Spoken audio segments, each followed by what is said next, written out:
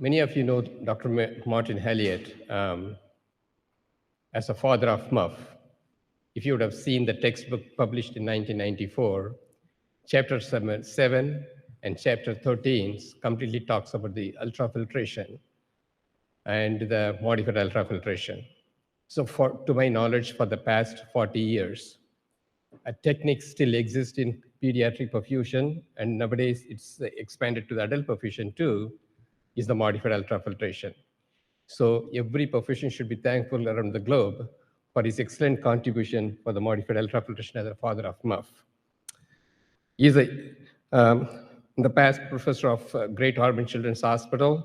He started the transplant program, medical director, and holds several positions. Authored 4 textbooks, and he gave like 460 lectures worldwide in the past several years.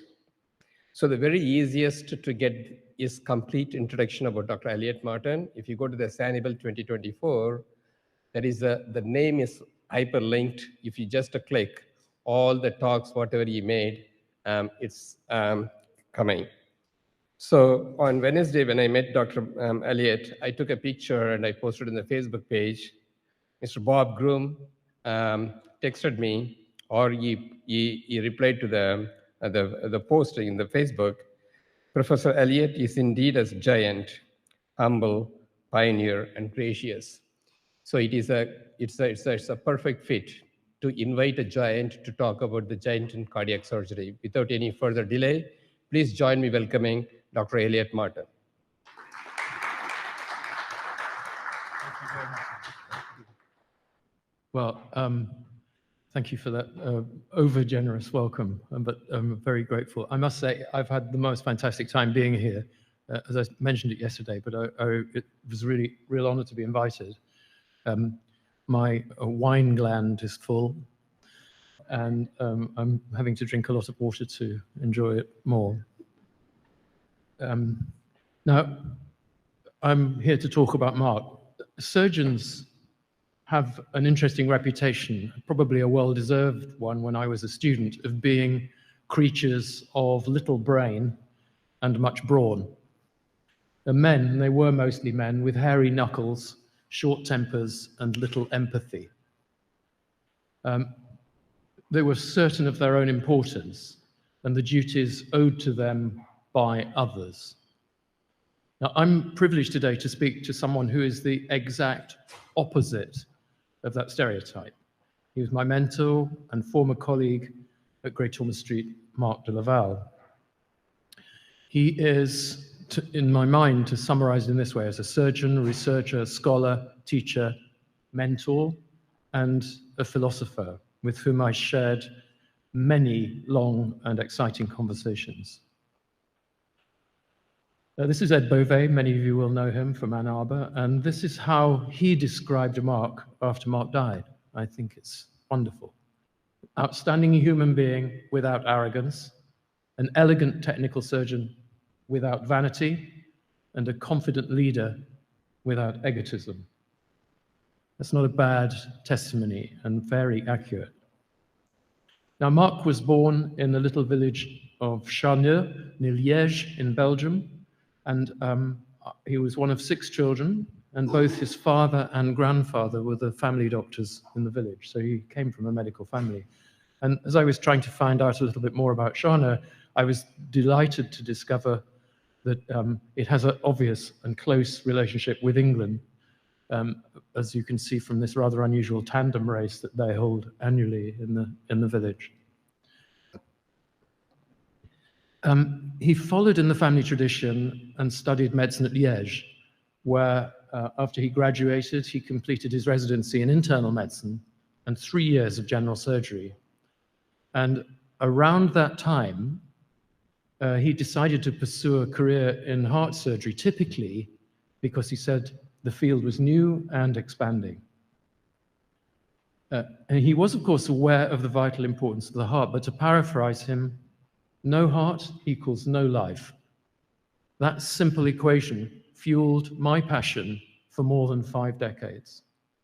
He thought it was the vital organ and devoted his life to improving its function. Sadly, there was no appropriate training for cardiac surgery in Liège, and undeterred, he applied for and got a fellowship to work at the Pacific Medical Center in San Francisco with Frank Gabodi, who died in 1984. He spent 2 very formative years there participating in the development and use of the activated clotting time during bypass. Where would you be without that? He came to Great Ormond Street as a senior registrar. This is Great Ormond Street as it was in the 70s. To work with David Waterston of the Waterston Shunt and Jaroslav Stark, who many of you will know, and underneath that. And that's Marc on the left, looking trimmer than he did, but only slightly after the rest of his life. In 1973, he was awarded the very prestigious AATS Evarts Graham Memorial Traveling Fellowship and spent another year in the US working at the Mayo with Dwight Magoon and Gordon Danielson. And I think that time there influenced him hugely. There was, at the Mayo, as everyone knows, an enormous commitment to research institutionally. The way that the Mayo collected data really got into Marc's brain, and the importance of data was driven in. The deep understanding he had of the need for lifelong follow-up, and which I mentioned yesterday, it's no point studying people for a week, 3 years, you need to study them for life. And these were probably the early days of the development of grown-up congenital heart disease surgery at that time, and much of Marc's obsessional self-criticism stems from working with Magoon and Danielson, who shared some of that analytic nature. He came back to Great Ormond Street in London as a senior registrar, as like a chief resident. And it doesn't really sound that long ago, but things were very different. There was little space and not much equipment, and what there was basic. There was no echocardiography other than basic M mode. Computers were massive. We still had a PDP-11, which took a room up. ECGs were shown on an oscilloscope. You saw a signal passing by, and you had to remember it for the next time it went by. There was no ICU. There were no intensivists. Wards were small, and the beds, as you can see, were worse. Sutures weren't very good. In fact, the needles were slightly bigger than the suture they were attached to, so everything bled. And some ethicon made them better during the last part of the 20th century. We kind of ignore the material science that was going on that makes our lives better. Bypass was definitely less physiological. I haven't got time to go into it, but bleeding was much more common. Ventilators were unsophisticated and quite large. And the monitoring of pressures was done with columns of fluid rather than the monitoring which we know nowadays. So you had to watch set a 0 at the level of the chest and watch the fluid go up and down. The range of available drugs was more limited. Records were kept on paper, and all infusions were calculated and made up by the bedside, injecting drugs into a bag of fluid, then dripping it into a burette, and then controlling it with a thumb clamp. There was no syringe pump. So this was really dangerous stuff. It was incredibly easy to make a mistake in calculating the doses because you were tired, everyone was tired all the time, and it was easy to make a 0 mistake when you're putting a dose of adrenaline into a bag of saline. Worst of all, there was no prostaglandin. We had to, well, the ducts, of course, would close quickly after birth, so you had to do Waterston shunts, coarctations, atrial septectomies, all urgently during the night, without bypass, against the clock, and after a full day in the intensive care unit and the operating room, with no intensive care unit to look after them, and then back to the slave trade the next day. It was really different. And by the way, there were a third, actually less than a third of the junior staff that we have now, in proportion. So it was full on. Staff numbers may have been low, but the commitment and intellectual stimulation was incredible. Gosh, Great Ormond Street And indeed, London at the time was a kind of hothouse of development of the specialty, rather like Boston and Melbourne at the time, Toronto. And in the presence of Fergus McCartney, who was a professor of cardiology on the far left of the picture, Jane Somerville in the stripy dress, Bob Anderson at the front with the open-necked shirt, Mike Rigby on the right, and you'll probably spot Francis Fontaine and John Kirkland in that picture as well. They were just passing through. And Great Ormond Street was where they came in London, and they were making stuff up about our specialty at the time. And Marc was in his element working with these people. He was a great collaborator. Here's Bob Anderson and Elliot Scheinborn on the left, as some of you will know, and there's Fergus McCartney in his usual elegant and eclectic style, meeting the Pope. In shorts, I may add, which I thought was very cool. Fergus was a brilliant intellect. Actually, he took an adult degree in mathematics and became a professor of maths at Cambridge, as well as doing pediatric cardiology, and was given a chair in divinity shortly before he died, very young, of Parkinson's disease, which is a great irony. Now, in Marc, they had a great surgeon to work with who was truly creative, and he was supported by a much more conventional, more rigid approach of Yada Stark, and the balance between the two of them was sometimes difficult, but the chemistry that was created meant that they worked well together, and they were, at that time, quite literally all writing the book that became a Bible for many of us. For example, Marc, working with Bob Anderson, worked out the location of the conduction system in corrective transposition and designed an operation to avoid it with the stitches which are shown here, which at the time, the incidence of heart block was really high. He, with Fergus McCartney and Yada Stark, they wanted to try and control the blood flow to the lungs from a Waterston shunt or a classical Blaylock shunt, which was variable and difficult to control, so developed the Gore-Tex shunt. And it was once suggested here at a meeting in Florida that the operation should have been called the de Leval operation, which Marc just went in his usual Belgian way. And he said this: there are 3 reasons why a surgeon should never agree to have their name attached to an operation.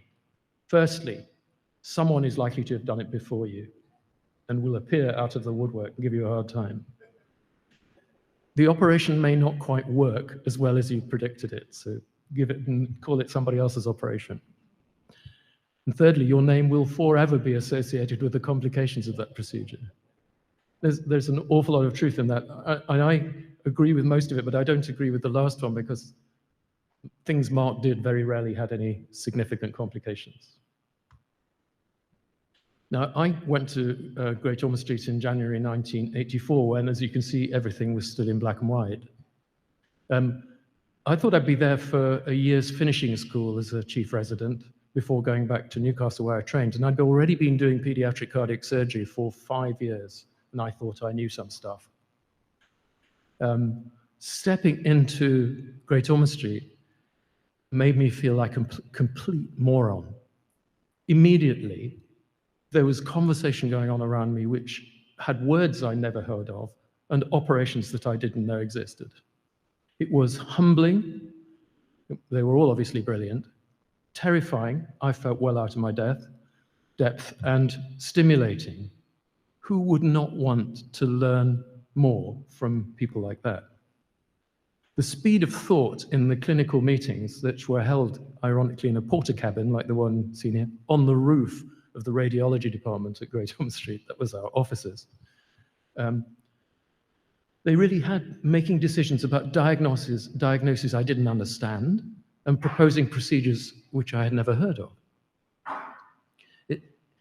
I was not alone in feeling dazed. Everybody who went through was the same. It didn't take me long to realize it was okay to ask for an explanation. You always ask Marc. Marc would always be the one who'd tell you.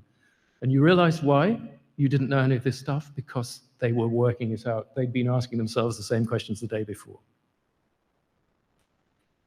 The chemistry at Gosh was also helped by the arrival of these two, John Deanfield and Kate Ball, two brilliant young cardiologists, and their growth and Marc's growth with them was spectacular. John once said they had found a cardiologist who could also operate. And that really describes him very well. He was a proper doctor who happened to have a few skills in his hands. Marc was always at the core of any new work. He was extremely humble, and his desire to improve everything he was associated with was always heartfelt. He was always willing to learn and do the best. And it was Marc who was at the center. Sometimes the discussions took place in a more social environment. Marc was particularly partial to this pub, which is called the Queen's Larder. It's about 50 yards from Great Ormond Street. And he particularly liked a glass of the beloved Stella. I need to go for a Stella, he would say. And most of our signs was set up there. And if that one was full, we would go to the Lamb round the corner. And the Lamb used to be Charles Dickens' local. And when I arrived at Great Ormond Street, in one corner of the bar, there was a telephone, which was the on-call telephone where we could be found. And almost no evening ward rounds were done without a pint of beer. Marc had a great skill of letting others develop around him, supporting their own interests. And when I moved from Newcastle to Great Ormond Street, I brought my PhD students with me, and I was doing research into bypass and modified ultrafiltration. But he let us do it, let it grow, even letting us use his patients in those days doing switches to put microscopic ultrasound crystals on either side of the ventricle during the operation. He never said, "That's too dangerous, I will just do it." And he worked out how to do things safely. He was kind to my students, unlike other people. He worked very hard. He went swimming at 5 o'clock in the morning in this wonderful pool at the RAC Club in Pall Mall in London. Yada was up early as well, but they would have they'd already been phoning in to see how the patients were. And we had to be in to do a ward round with them, of course, and they knew everything about the patients before we did. So it was like a constant exam to try and understand how well people were working. The people on the ward round were smart. They were often coming from other countries. The conversation was highly stimulating. They were at the top of their game, and Marc drove the discussions and tested them all out to bring new information to the team. For example, he worked with a sculptor called Philip Kilner on the right, who is a MRI radiologist. And Philip made this sculpture which has continuous flow going in at one side and pulsatile flow coming out of the other side because it's shaped like the atria. So the SVC blood coming in and it pulses out randomly. And that turned Marc on and made him interested in computational flow dynamics. So he worked with a team of flow dynamicists from Italy, another phone call from Marc, to work out how to revise the Fontan operation. And he changed it, of course, into what became known as the TCPC, simultaneously with people around the world, to get laminar flow, avoid turbulence, and loss of power. He changed the operation continuously until it got better and better with these small modifications based on the flow. And his legacy persists. This is a paper I spotted just last week from my previous PhD student, Friso Rindberg, who was at Great Ormond Street 20 years after this work was done, still learning from what Marc did, writing his own thesis about development of the TCPC. Tom Spray said about Marc in his commentary when he got the AATS Scientific Achievement Award in 2011, the words that you can see here. The introduction of the concept of the TCPC was a major advance, and his analysis of the stages of developing the care of hypoplastic left heart syndrome greatly increased the understanding of the condition. That's not a bad legacy either. In the late 1980s, we started transplantation. He did. Let's do transplantation. How did he do that? Collaborating with Cambridge, and he and I did all the operations together, learning with the Cambridge team. You did most of the driving, and go and fetch me your hat. And I had blue lights on the car. I loved it. It was terrific. we had to beg police car rides otherwise, and we had to go in Air Force planes and dangerous helicopters. It was a very interesting time. But Marc hired well. He built a great team. And the group soon became one of the largest pediatric transplantation teams in the world. It still is very active and very successful, as Richard will testify, and they still don't sleep very much. By the 1990s, Marc was already internationally admired for his intellect and his critical thinking. His reputation was well-deserved, mainly because he applied the criticism and the analysis to himself without blame of others. And in the 1980s and 90s, the arterial switch operation was how surgeons weighed their cojones in public. So this was the operation that everybody wanted to be good at, and that's how units compared themselves. The best units were getting great results, the less good ones not.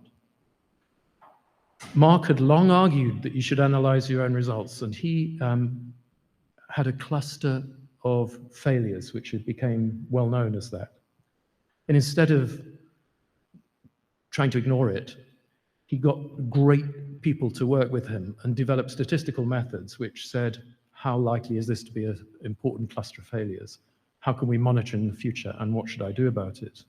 It was a seminal paper, probably his most famous paper, where he not only spotted the problem, but he retrained. At the top of his career, he got the best switch surgeons in the world, one after another, to come to London and do the switch with him, changed a lot of his technique. And after he'd done that, his results were spectacular once again. A great lesson for all of us. So he then went to look at all the arterial switches in the UK over a 2-year period with Jane Carthy to see if human factors were involved in the outcome. Did it matter that you'd been drinking the night before, you were getting divorced or something like that? All those things that go on in your own life. And it was a really important study. And after Bristol, which I remember I mentioned yesterday, Ian Kennedy pointed out that the transfer of the patient from the operating room to the intensive care unit was very dangerous. We then started to work with Ferrari, because when you look at the pit stop from above and how you move a baby around from one place to another, they're quite similar. We learned to do pit stops. Ferrari taught us how to move babies around and reduced our error rate by 4 times. It's now a standard of care. I got to drive a simulator of Formula 1, very cool. And I learned to fly an Airbus because we wanted to know more about crew resource management and being safer. The people of Gatwick can rest assured because it was a simulator.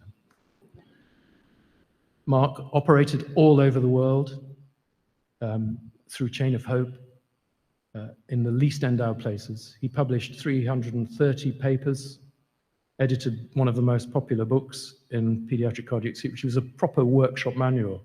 Anybody who in the old days used to work on the engines of their cars before they became computers will know that there are workshop manuals that tell you how to do stuff. That was the book. There was much more to Marc than surgery. He played squash every morning, ridiculously well on the hospital courts, often having swum at the RAC club pool. He found time for his family, and after he retired, he took up photography, recreating Caravaggio-like effects in the operating room, and his photographs are beautiful. Parkinson's disease did for him, but not for his energy or his love of life and what he gave to everybody else. He was the ultimate academic surgeon, successful in all of the domains: clinical practice, research, education, and administration. And this is something he quoted in a paper that you can see named at the bottom. Great leaders encourage collective creativity, making great groups and great institutions. That's exactly what Marc did. He was a team player. I just want to finish, because every day I worked with him, I was aware of his energy, his dedication, and his intellectual curiosity. In the operating room, it was one of those perfect ballets for me and him. We never had to speak. I knew where he was going, he knew where I was going. It was wonderful. And I was asked by Victor Sang and Tom Carl to say in 100 words what I thought about him. So I'm not going to say anything. I'm going to let you read those 100 words as I finish. And once again, thank you for me being here.